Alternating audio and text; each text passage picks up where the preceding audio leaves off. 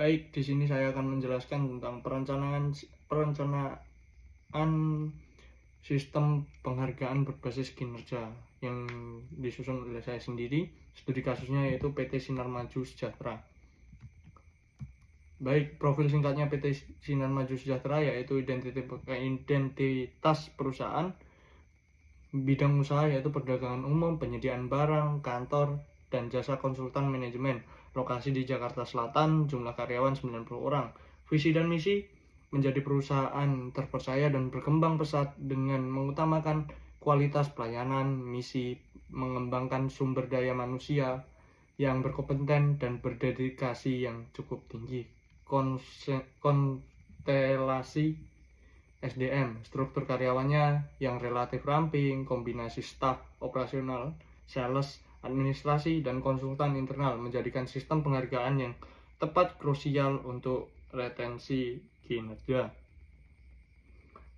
Latar belakangnya itu saat ini sistem penghargaan di PT Sinar Maju Sejahtera belum terukur dan kurang terkait langsung dengan hasil kerja. Keputusan bonus dan kenaikan gaji sering didasarkan pada masa kerja atau preferensi pimpinan, bukan capaian objektif. Tujuan perencanaan sistem yaitu yang pertama yaitu ada analisis sistem saat ini, perencanaan penilaian berbasis kinerja, yang ketiga yaitu ada menetapkan penghargaan, yang keempat yaitu meningkatkan retensi dan motivasi. Tahap satunya indikator penilaian kinerja. Penilaian dirancang sederhana namun komprehensif, terdiri dari 4 aspek utama dengan bobot yang jelas, sehingga hasil penilaian dapat dihitung, diverifikasi, dan komunikasi secara transparan. Yang pertama yaitu hasil kerja 40%, yang kedua yaitu ada disiplin kerja 25%, yang ketiga yaitu ada perilaku kerja 25%, dan yang terakhir yaitu ada pengembangan diri 10%. Tahap 2 yaitu bentuk dan besaran penghargaan. Sangat baik, cukup, dan kurang. Selanjutnya yaitu tahap 3, mekanisme pemberian dan verifikasi. Penilaian kinerja dilakukan setiap akhir bulan untuk intensif bulan akhir tahun untuk penghargaan tahunan. Form penilaian diisi oleh atasan langsung. Semua hasil diverifikasi Departemen SDM untuk memastikan konsentrasi dan mengurangi bias. Yang ketiga yaitu ada penghargaan bonus. Materi atau bonus dibayarkan kebersamaan dengan gaji bulanan berikutnya agar ada hubungan langsung antara hasil dan kompetensi. Yang keempat itu penghargaan materi diumumkan pada pertemuan resmi perusahaan untuk memberikan contoh perilaku yang diinginkan. Yang terakhir yaitu ada mekanisme banding. Karyawan dapat mengajukan klarifikasi ke SDM jika merasa penilaiannya tidak adil. Ada batas 14 hari pasca pengumuman.